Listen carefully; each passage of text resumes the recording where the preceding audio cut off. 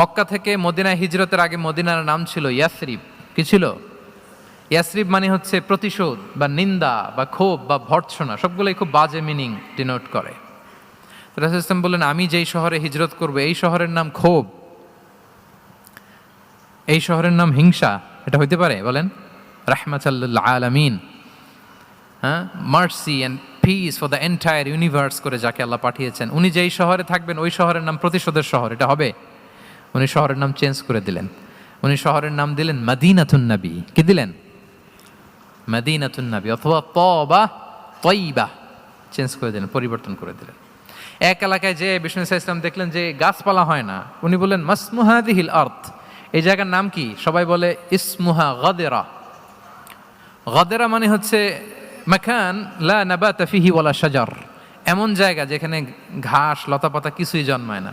রাসূল সাল্লাল্লাহু আলাইহি ওয়াসাল্লাম বললেন, এই জন্যই তো ঘাস জন্মায় না, নাম তো রাখছো খুব বাজে একটা নাম। রাসূল সাল্লাল্লাহু আলাইহি ওয়াসাল্লাম বললেন, আজ থেকে এলাকার নাম গাদেরা নয়, এলাকার নাম আজকে থেকে খাদেরা। কি নাম?